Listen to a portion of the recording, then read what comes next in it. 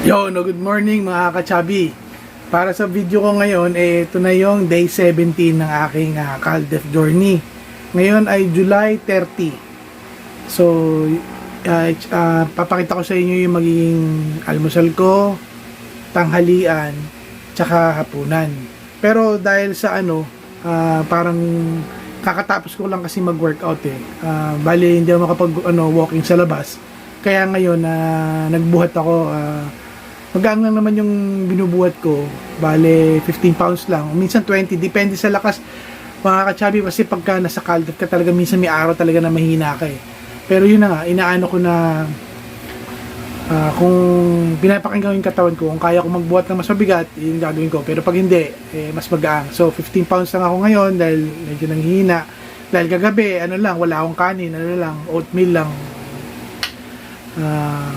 Kaya 15 pounds lang yung naging workout ko ngayong umaga. Tapos ipapakita ko sa inyo yung magiging almusal ko. Pero magtitimbang muna ako. Titingnan ko kung nabawasan ba ako ng ulit ng timbang.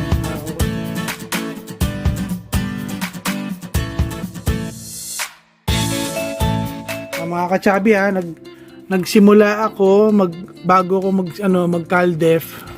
Nakaharang dami naman. 103 kilograms pero 102.9 yan lagyan na natin sa 103. Tapos yung first week ng naka 100 naka 100.8. Tapos yung second week naman nung linggo nung nagtimbang ako 98.2 kilograms na lang yung natitira. So titingnan ko lang ngayon ay July 30. Tingnan natin kung nabawasan ba ako ng timbang. Dapat kasi sa linggo pa ako magtitimbang wala. Ganun talaga pag nagka-Caldef. Check mo talaga lagi yung timbang mo. Tingnan natin kung ano nangyari sa aking weight.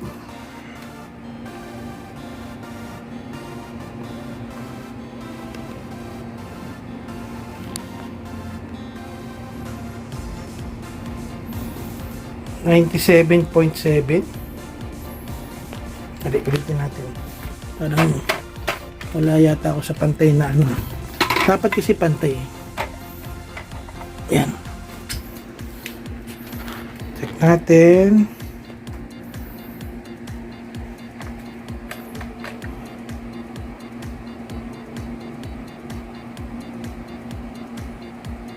Yun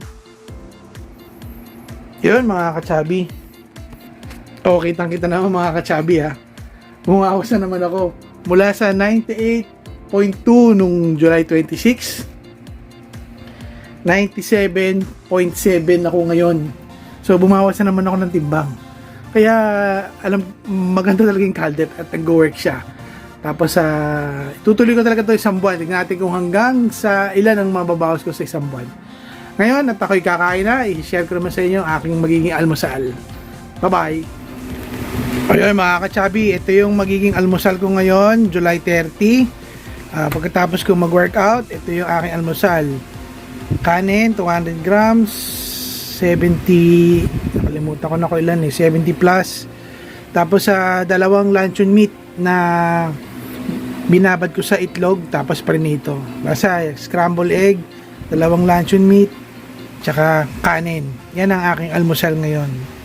Tapos mamaya ulit ang halian, ilalag ko, i-video ko rin. Bye-bye! Yun mga kachabi, medyo ginutom ako. Dahil nag-workout nga ako kaninang umaga. Tapos almusal, sinutom ako. Ito, gumawa ako ng isang kape, black coffee, walang sugar. Tapos wala kasi akong pandesal, hindi ako nakabili. At ito na lang, meron akong tinapay dito. Nilagyan ko lang ng peanut butter. Isang tinapay na pang hotdog na may peanut butter. Kaya ito yung parang merienda ko. Ito yung peanut butter mga kachabi. Sarap yan. Shout out kay Mang Pat. Sarap yan. Ito, kain tayo. At mamaya tanghali ulit napakita ko sa inyo. Bye bye. Ayun mga kachabi, oras na ng tanghalian. Ngayon ay July 30. Ito ang aking tanghalian. Kanin, hard-boiled egg, steamed carrots, 2 pirasong manok, at saka yung gulay at sabaw niya. Bale, yan ang aking lunch. Nasa 500 plus lang yung calories ito lahat. Pasok na pasok pa rin sa aking kaldep. Nag-almusal ako, nagkape at tinapay. Tapos itong lunch ko. Okay mga kachabi, mamaya ulit papakita ko sa inyo ang aking dinner. Bye bye. Ayun ako mga kachabi, 4:42 na ng hapon ngayon, July 30. Diba nag-almusal ako na tanghalian, tapos nung almusal nagmerienda ako ng tinapay na may peanut butter tapos kape, tapos tanghalian. Tapos tanghalian medyo nakaidlip ako, natulog ako. Problema ito, halos kagigising-gising ko lang, ginugutom na ako.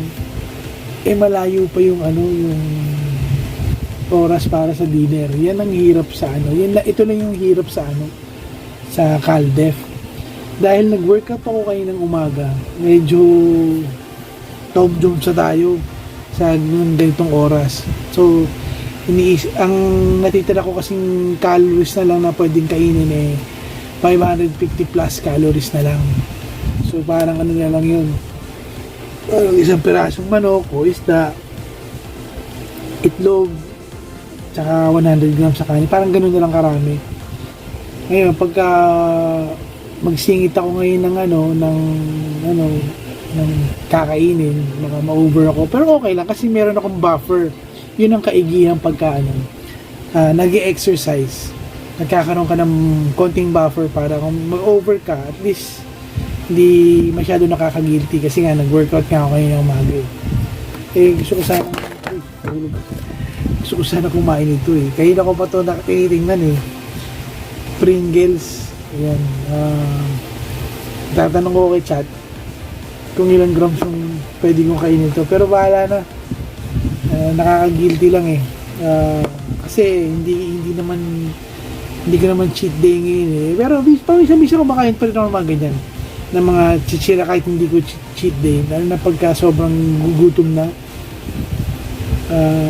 Iniisip ko na okay lang, kasi bukas mag-walking naman ako. Pag wala kasi akong trabaho, wala kasi akong trabaho ng Thursday at Friday, so nakakapag-workout ako ng Thursday, tapos Friday naman nag-walking ako. Tapos Sabado, Linggo, depende kung hindi umuulan, pwede ako mag-bike. Sunday pahinga na yun. Ano ang gagawin dun ano na lang yun, gagawa na lang ako ng orders orders namin ng tubig para sa Monday.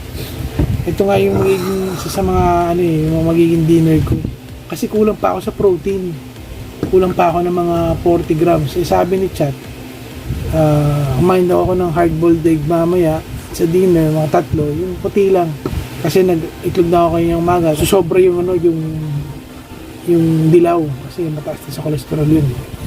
Pero bahala na, basta i-video ko yun kung sakaling hindi ko na kayang labanan yung urge na kainin itong Pringles. Isama ko yun sa video ko ngayong araw. Ito na mga kachabi, ito na ang aking dinner ngayon, July 30. Itong kanin, yung kanin ko ay medyo kumonti na lang kasi gabi na 100 grams na lang yan. Manok, dahil kulang ako sa protein, dahil kulang ako sa wala akong iniinom ng mga supplements o kung ano man yung whey protein, wala. So sa pagkain lang talaga ako kumukuha ng mga protein. Hard boiled egg, yung puti lang, wala yung dilaw. Tinanggal ko yung dilaw, ayun yung mga dilaw. Tapos bangos. Yan, dahil sa yan ang yan ang dinner ko ngayon. Pasok ako sa calorie deficit ko ngayong araw. Kapos pa nga kulang pa, pwede pa ako magdagdag, pero hindi na. Tapos sa protein ko, lumagpas na ako sa 120 grams sa protein na target per day ko. Kaya okay na, kompleto na yung aking dinner. Kaya bukas ulit mga kachabi, i-update ko kayo ulit sa aking buong araw na kakainin. Bye-bye!